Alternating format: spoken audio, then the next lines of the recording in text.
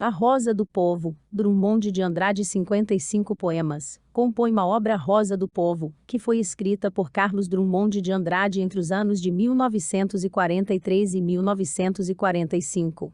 É o mais longo de seus livros de poemas. O próprio título do poema já traz uma simbologia. Uma rosa nasce para o povo, será poesia para o coletivo?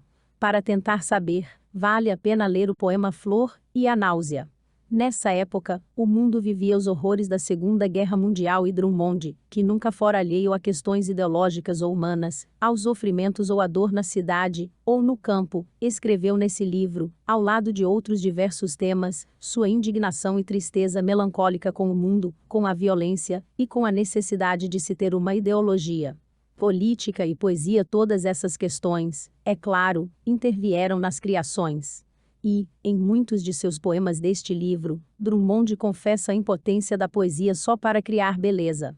Havia um inconformismo dos artistas com a crueldade que se via no mundo em geral, e uma pergunta que o mineiro Drummond nunca deixou de se fazer: para que serve a poesia?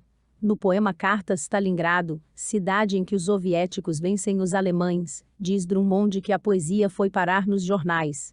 Depois de Madrid e de Londres, ainda há grandes cidades.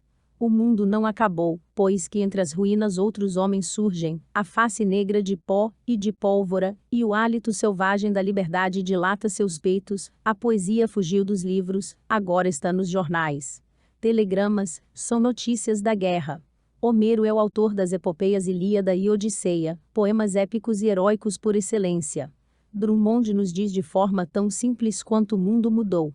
A temática engajada, política e socialmente, está sempre presente no livro. Mas há outra, muito forte. Usemos a palavra poética. É claro que, apesar de tudo, devemos fazer poesia, pensa o poeta. E essa poesia urbana, de um poeta antenado, deve sair modernista, ou seja, sem que nenhuma tradição a atrapalhe, sem rimas, sem estrofes, sem o cheiro do que é antigo. A força da palavra poética, apesar da dúvida sobre sua utilidade, é um dos temas mais caros ao poeta. No primeiro, e mais famoso, poema do livro, Consideração do Poema, o poeta diz: não rimarei a palavra sono com a incorrespondente palavra outono. Rimarei com a palavra carne ou qualquer outra, que todas me convêm. As palavras não nascem amarradas, elas saltam, se beijam, se dissolvem, no céu livre por vezes um desenho, são puras, largas, autênticas, indevassáveis. Uma pedra no meio do caminho ou apenas um rastro, não importa. Participação e desencanto predomina no conjunto dos poemas, uma dualidade. De um lado, devemos participar politicamente da vida, de outro, só é possível ter uma visão triste e desencantada da vida. Seria a esperança contra o pessimismo?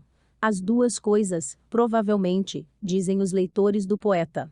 O fato é que, diferentemente do humor de outros livros, nestes poemas CDA tem um tom solene, grave e triste.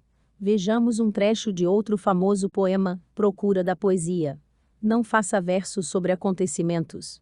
Não há criação nem morte perante a poesia.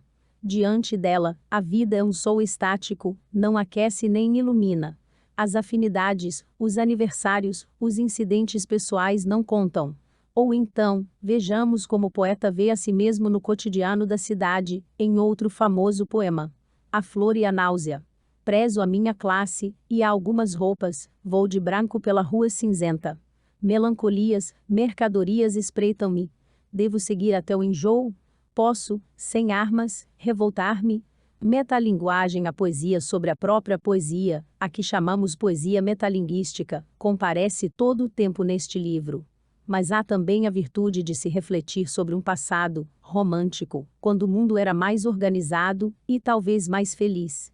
É o que diz o poeta, quando cria nova canção do exílio, paródia e homenagem a Gonçalves Dias, um Sabiana Palmeira, longe. Estas aves cantam outro canto. O fato é que o poeta, que desde o início de sua poesia dizia vai Carlos, ser gauche na vida, poema de 7 faces, 1922, continua, aos 40 anos, a sentir-se sozinho, como homem, como poeta. Ele nos diz no poema América: sou apenas um homem pequenino à beira de um rio.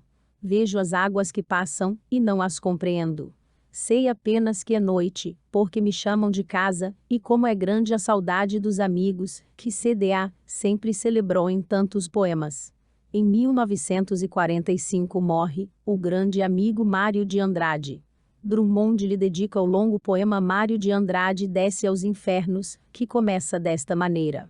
Daqui a 20 anos, farei teu poema e te cantarei com tal suspiro que as flores pasmarão, e as abelhas, confundidas, esvairão seu mel. Daqui a 20 anos, poderei tanto esperar o preço da poesia,